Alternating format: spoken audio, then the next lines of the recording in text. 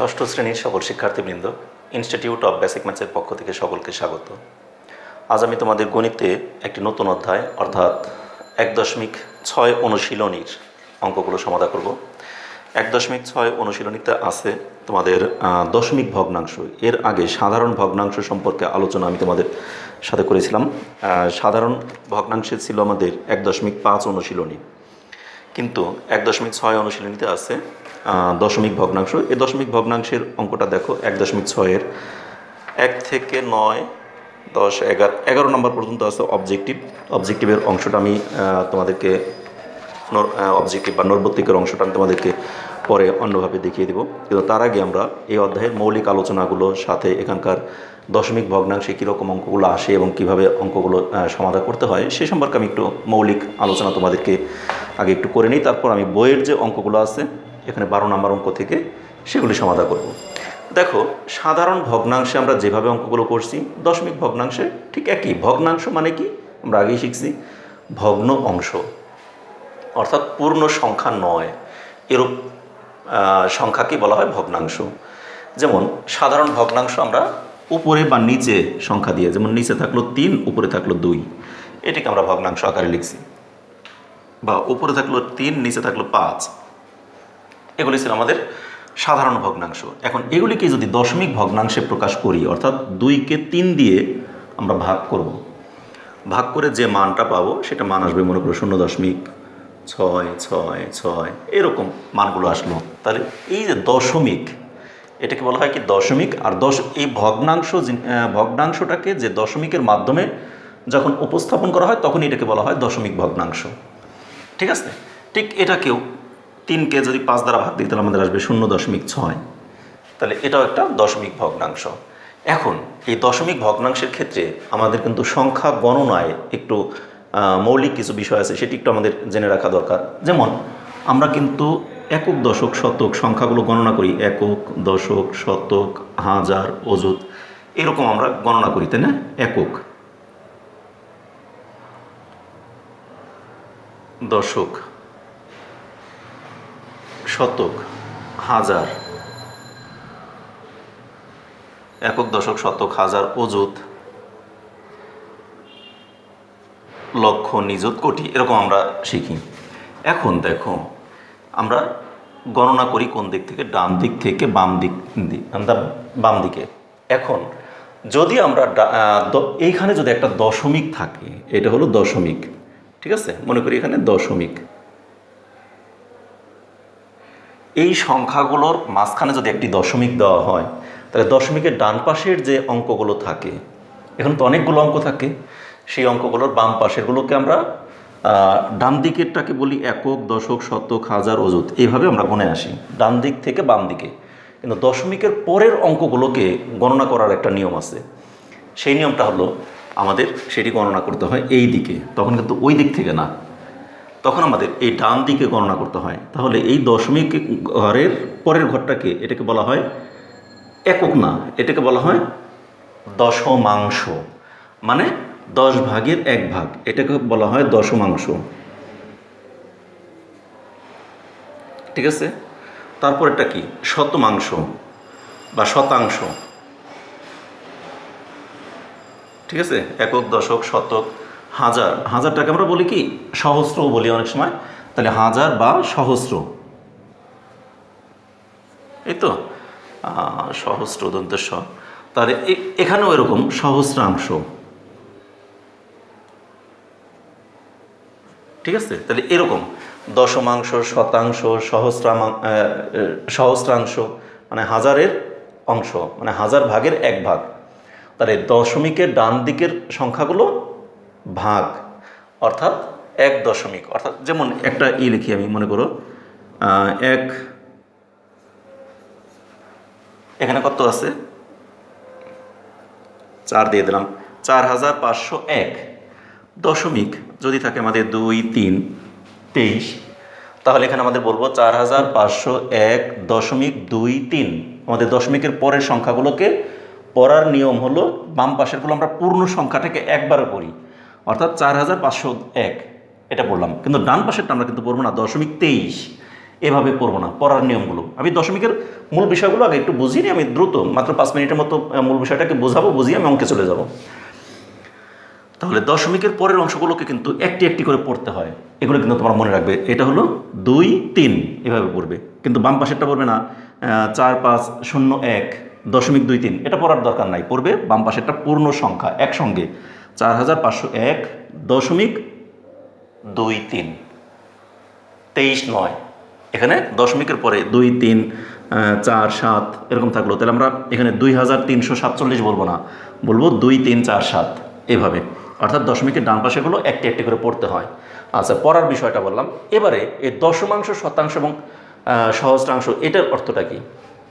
তার মানে 4501 দেওয়ার পর এখানে এই 0.2 মানে আমাদের 1 না, একের চেয়ে 4501 হওয়ার পর এখানে 2-এর কাছাকাছি যাব, অর্থাৎ 4502 নয়, এখানে আছে শুধু 2 থাকা মানে 10 ভাগের 2 ভাগ।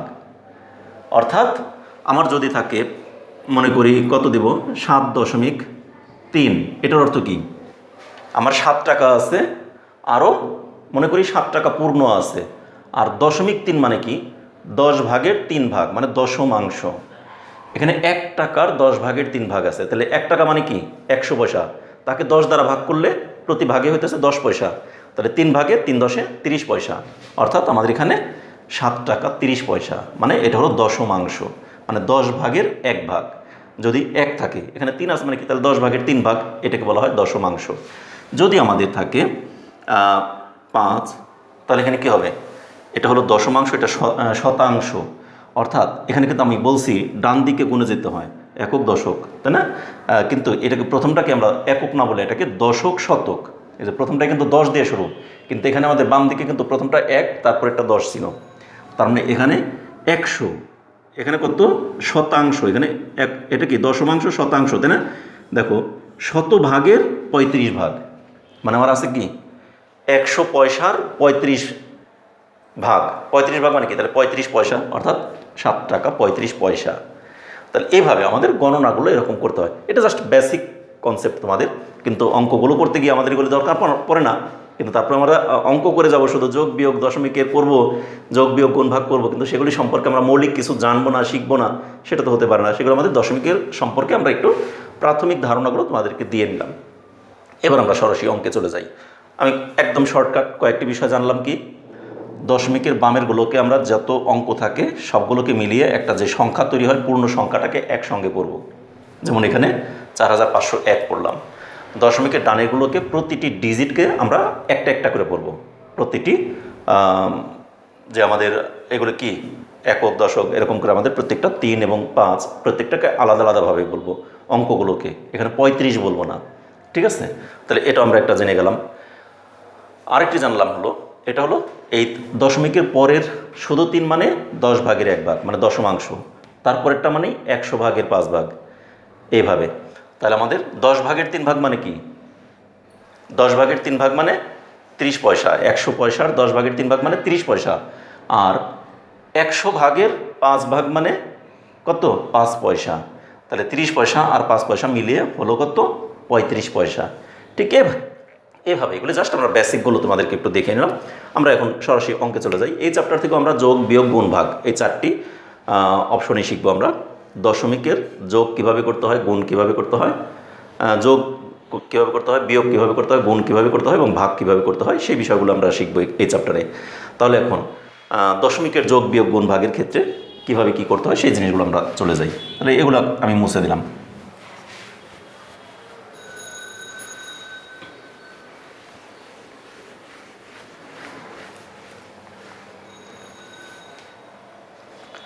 দেখো, বানাইয়া না করে একবার সরাসরি বইয়ের অঙ্কেই চলে যাই, তোমাদের বইটাও তাড়াতাড়ি শেষ হয়ে গেল। এখানে দেখো বইয়ের 36 পৃষ্ঠা, 36 পৃষ্ঠা। এখানে আমাদের 12 নম্বর অঙ্ক, অর্থাৎ 1.6-এর 12 নম্বরে আছে যোগফল নির্ণয় করো। 2টি অঙ্ক দেওয়া আছে, ক এবং খ। সেই যোগফলগুলো নির্ণয় করার প্রক্রিয়াগুলো আমি তোমাদেরকে দেখিয়ে দিই।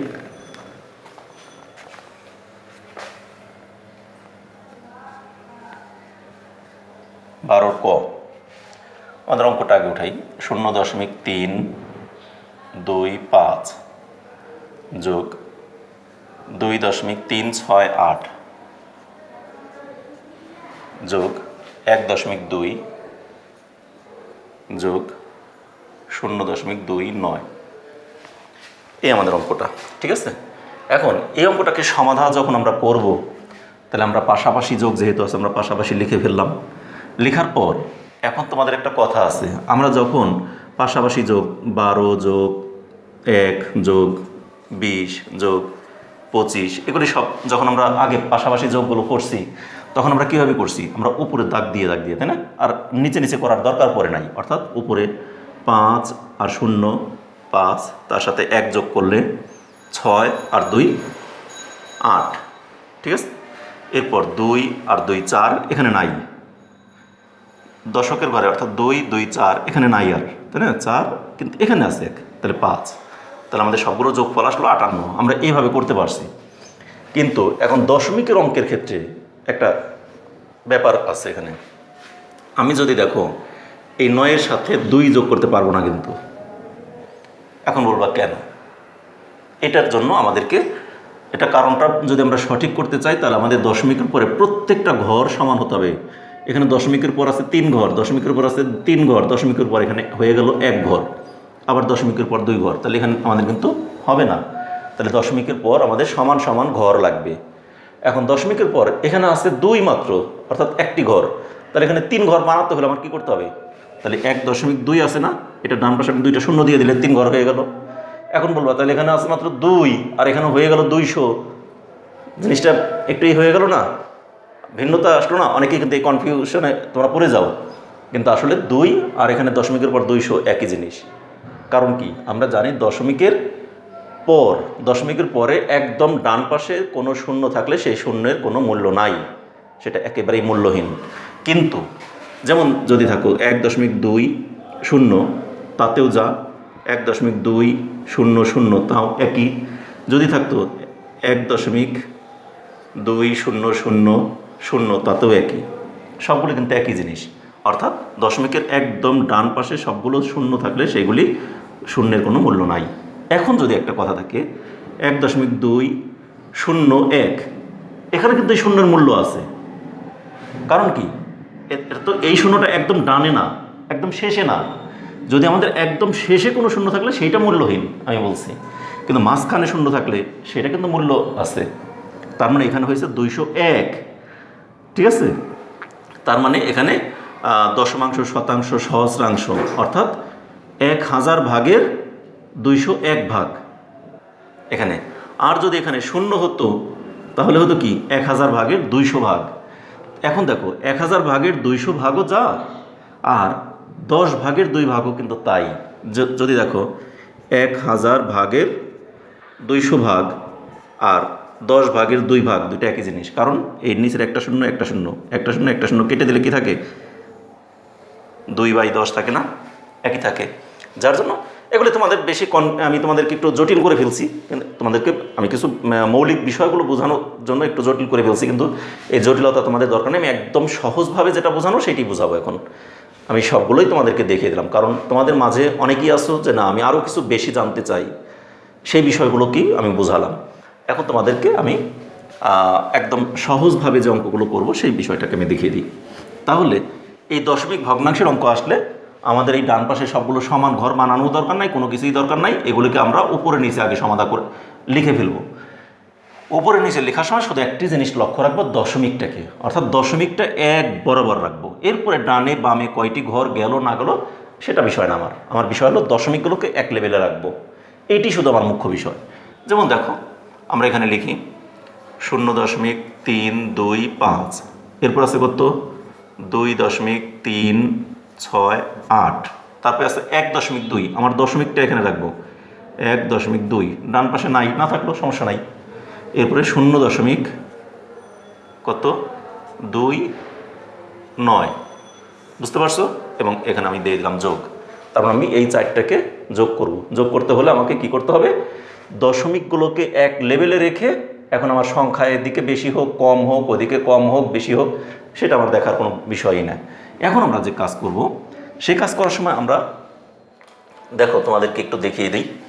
এখানে আমাদের এই 5 আর 8 এই লেভেলে আমার এখানে একটা সংখ্যা না, 2 6 9 এই লেভেলে একটি সংখ্যা, 3 3 2 2 এগুলি কি এক লেভেলের সংখ্যা না?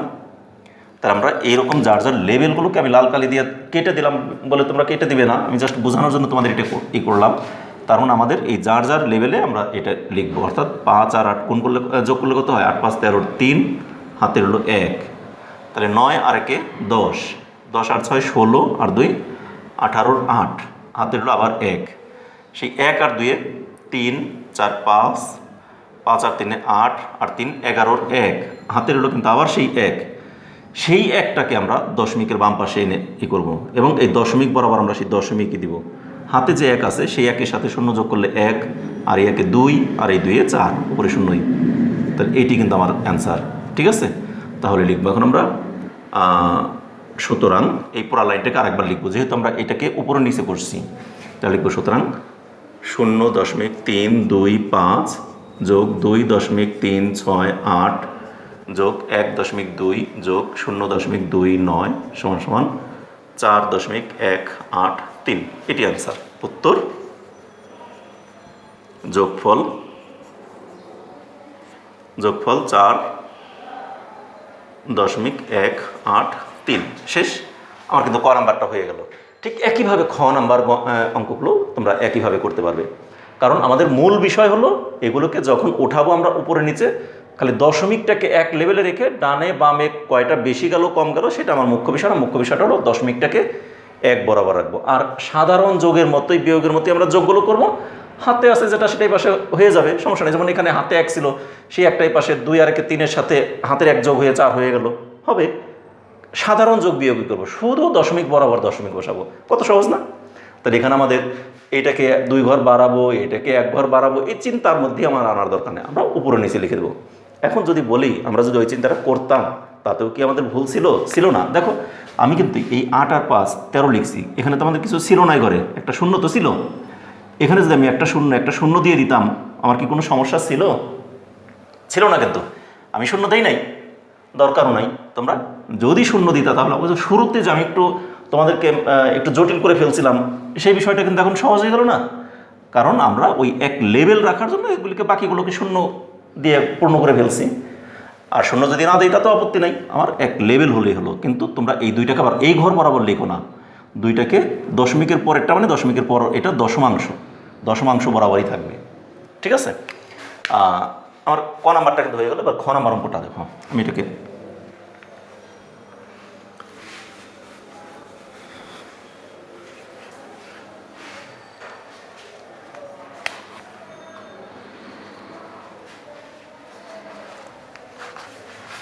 খতে কি দেওয়া আছে?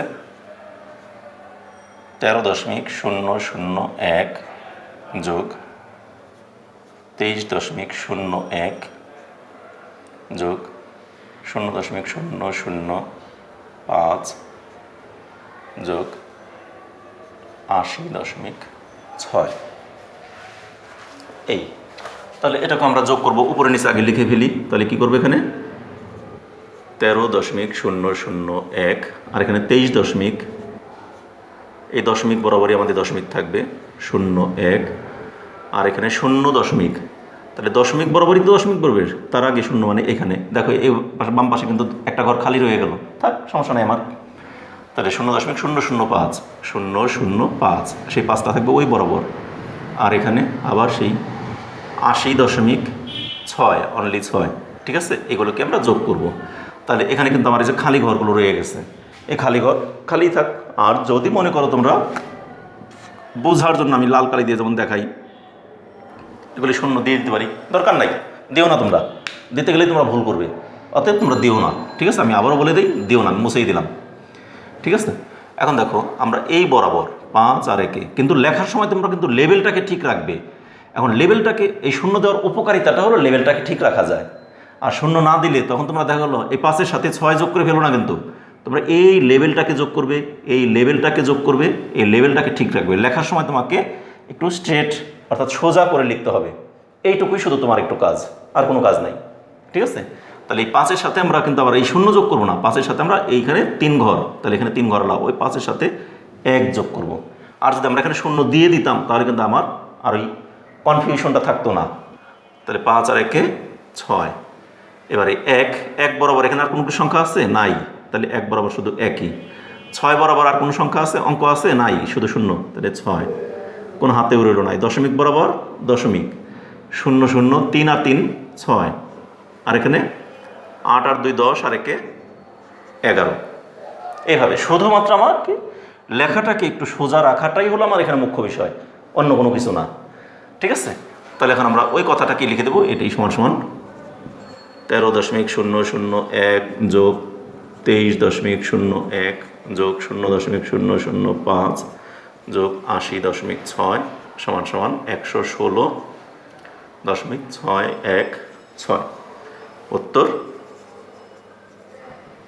যোগফল 116.616। শেষ, অঙ্কটা কিন্তু হয়ে গেল। তাহলে এভাবে আমাদের এই দশমিক ভগ্নাংশের অঙ্কগুলো আমরা এভাবে খুব সহজভাবে করে ফেলতে পারি। তাহলে যোগের অঙ্কগুলো আমাদের কিন্তু 2টি বইতে ছিল, আমি 2টি করে দিলাম। এর পরবর্তীতে আমি বিয়োগফল, দেখো 13 নম্বর অঙ্ক আছে, 13তে আছে ক খ গ 3টি অঙ্ক।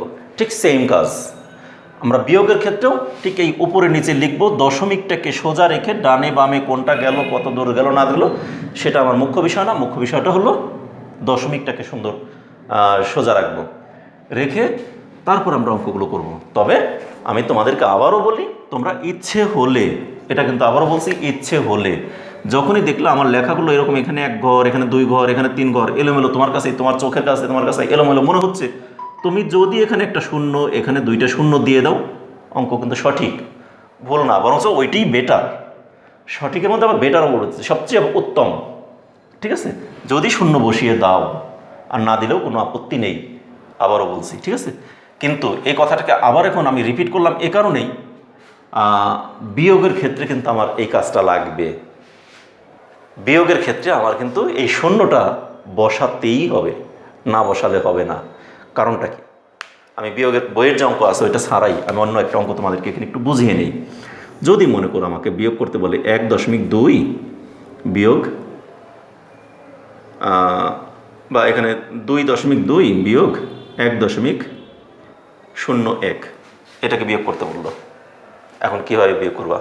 তাহলে আমি তো তোমাকে যেটা বোঝালাম সেটাই, দেখো 2.2 লিখলাম, আর নিচে 1.01 লিখলাম, লিখে এখন তো আমি বিয়োগ করব, তাই না? আগের নিয়মেই যে দশমিক বরাবর দশমিক বসালাম। এখন 1টাকে বিয়োগ করব কার থেকে? উপরে তো কিছু নাই, আমরা যোগের ক্ষেত্রে সরাসরি 1 লিখে দিতে পারছি, কিন্তু বিয়োগের ক্ষেত্রে উপরে কিছু নাই মানেই আমরা ওইটাকে কি করি, উপরে কিছু নাই মানে এখানে কিন্তু একটা শূন্য আছে, আর 1 আছে, কত হলে শূন্য হবে? এখানে কিন্তু আর 1 রয়ে গেল না, এখন কিন্তু হয়ে গেল কত, 1 আছে, কত হলে শূন্য হবে? শূন্যকে আমরা কত ধরি? 10। তার মানে 1 আছে, কত হলে 10 হবে? 9 হলে। হাতে রইল কত? 1।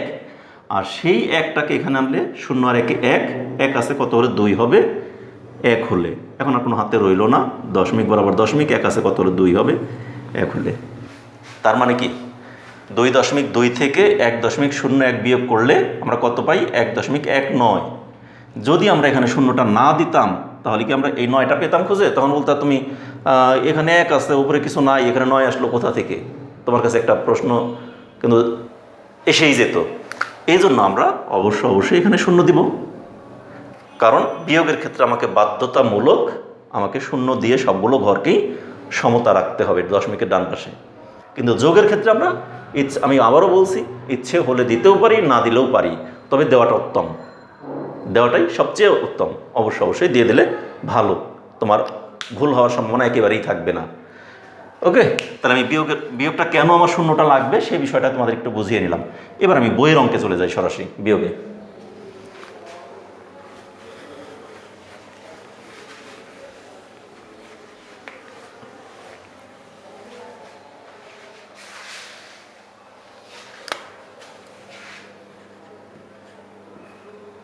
তেরোর ক,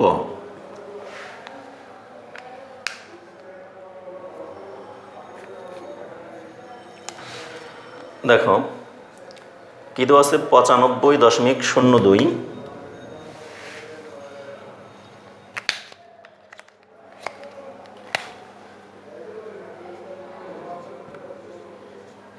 বিয়োগ 2.895, 2.895। তাহলে আমরা লিখব এখানে, এখানে কথাটা লিখলেও হয়, না লিখলেও সমস্যা নেই। যেমন যোগের ক্ষেত্রে আমরা লিখি নাই, তোমরা ইচ্ছা হলে ওখানে যোগের ওই সময়ও তোমরা এখানে কথাটা লিখে দিতে পারো, ঠিক আছে।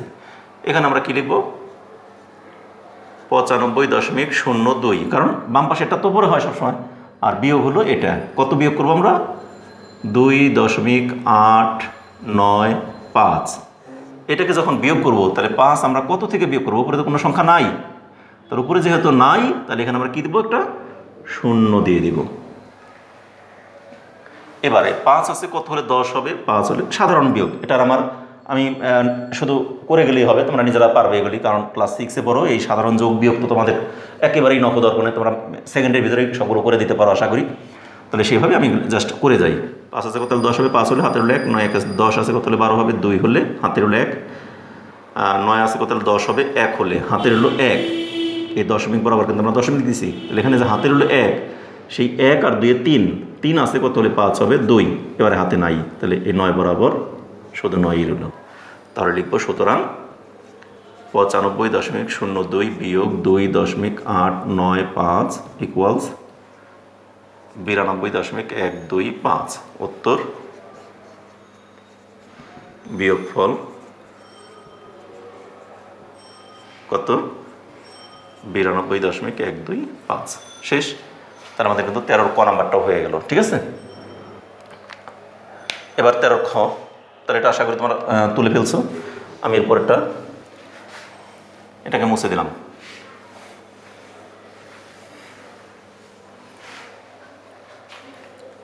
13 খ, খতে কি দেওয়া আছে, 3.15 বিয়োগ 3.15 বিয়োগ 1.6785, 1.6785।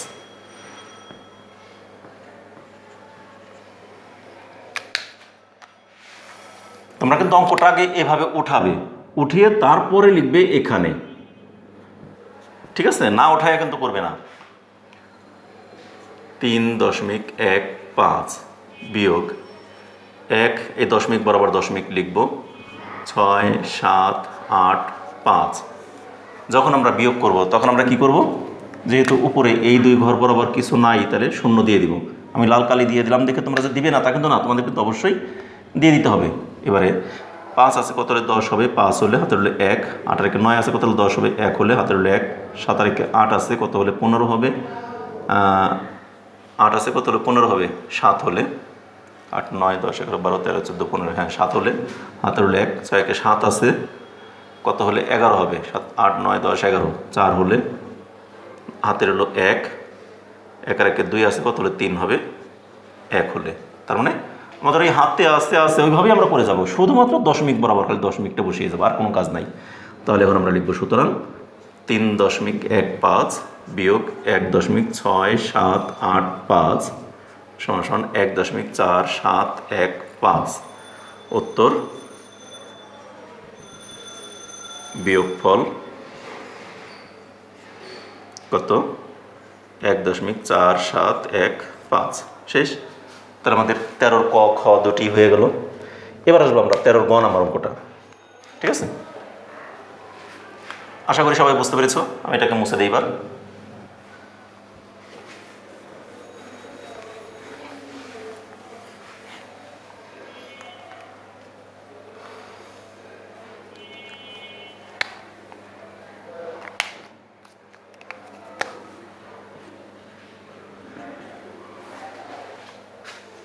গতি দেওয়া আছে 899 বিয়োগ বিভিন্ন ধরনের, এক একটি কিন্তু এক এক রকমের, একটু চেঞ্জ করে করে বিভিন্ন রকমের অঙ্কগুলো দিচ্ছে। এটা ভালো, অর্থাৎ তোমাদের সব ধরনের অঙ্কগুলোকেই এখানে শেখানো হচ্ছে আর কি। 899, এখানে কোনো দশমিকই দেয় নাই, বিয়োগ 23.987, 23.987।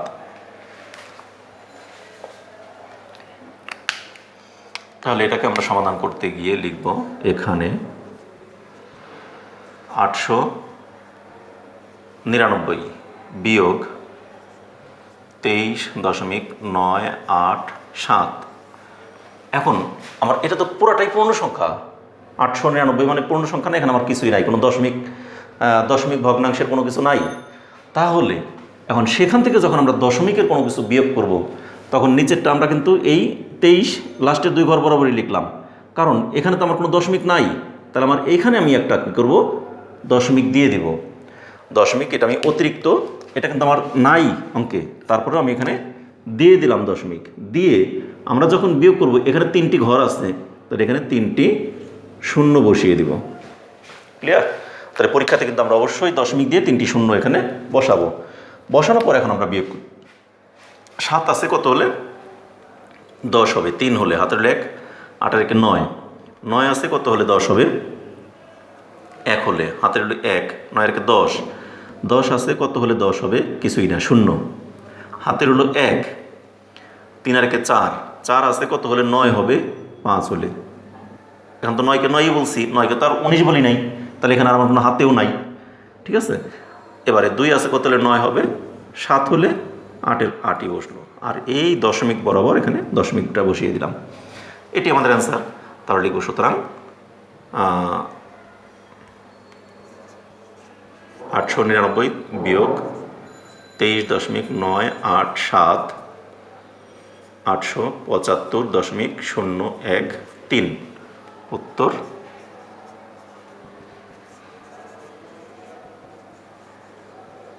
বিয়োগফল 875.013। শেষ। আমার কিন্তু যোগের 2টি অঙ্ক ছিল এবং বিয়োগের 3টি অঙ্ক ছিল, মোট 5টি অঙ্ক ছিল এখানে আমাদের 12 এবং 13 নম্বরে। সেই 5টি অঙ্কই কিন্তু আমরা এখানে সমাধান করে দিলাম খুব সহজভাবে, একেবারে খুব সহজভাবে অল্প সময়ের মধ্যে আমরা যোগ এবং বিয়োগ সম্পর্কে মোটামুটি একটা ধারণা দিলাম। ঠিক আছে, এখন যোগ বিয়োগগুলো হয়ে গেল, এরপর আছে আমাদের গুণ ভাগ।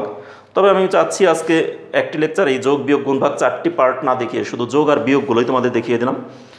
এখানে 12 নম্বর 13 নম্বর এই 2টি অঙ্ক তোমরা নিজেরা বাসায় করো। আবার একই সাথে দেখবে তোমাদের বইতে উদাহরণেও বেশ কিছু অঙ্ক দেওয়া আছে, কিন্তু উদাহরণে বইতে যেভাবে করছে, বইতে বিকল্প পদ্ধতি আরেকটা দেখাইছে, কিন্তু এগুলি দরকার নাই। তোমরা আমি যেভাবে দেখালাম ঠিক এভাবেই অঙ্কগুলোকে সমাধান করে ফেলো। অর্থাৎ বইয়ের উদাহরণ 1 এবং 2 32 পৃষ্ঠায়, 32 পৃষ্ঠায় উদাহরণ 1 এবং 2 দুটি আছে। তাহলে এগুলোর সাথেই তোমাদের বাসায় আরও করবে যেগুলি, সেগুলো আমি একটু লিখে দিচ্ছি এখানে। অঙ্কটা ছিল কত পৃষ্ঠা বইয়ে? অঙ্ক ছিল হলো 36 পৃষ্ঠার, 36 পৃষ্ঠার 12, 13 এবং 33 পৃষ্ঠার উদাহরণ, না 33 না 32 পৃষ্ঠার উদাহরণ 1, 2।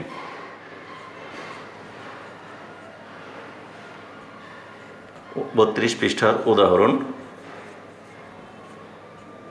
1, 2 এগুলি বাসায় করবে। ঠিক আছে, এগুলি করবে। তাহলে এগুলো তোমাদের আজকের এই যোগ সম্পর্কে এবং বিয়োগ সম্পর্কে যে অঙ্কগুলো আছে এগুলো আমি আজ সমাধান করে দিলাম। আগামী ক্লাসে এবার তোমাদের গুণ এবং ভাগ নিয়ে আলোচনা করব। গুণ ভাগ আরেকদিনে দেখাই, একদিনে 2 নিয়ম না দেখিয়ে। তা আজ এই পর্যন্তই, আগামী ক্লাসে তোমাদের সাথে আবার দেখা হবে। সে পর্যন্ত তোমরা সকলে ভালো থেকো, সুস্থ থেকো এবং নিরাপদে থেকো। আমাদের চ্যানেলের সাথে থেকো। আমার ক্লাসগুলো যদি তোমাদের ভালো লাগে তাহলে অবশ্যই ক্লাস শেষে একটি করে লাইক দেবে এবং তোমাদের বন্ধু বান্ধব আত্মীয় স্বজন সবার সাথে ক্লাসগুলোকে শেয়ার করবে। এবং একই সাথে বলবো, যারা এই চ্যানেলকে এখনও পর্যন্ত সাবস্ক্রাইব করেনি তারা অবশ্যই সাবস্ক্রাইব করবে, আর যারা অলরেডি সাবস্ক্রাইব করেছে তাদেরকে অসংখ্য ধন্যবাদ। ধন্যবাদ সকলকে।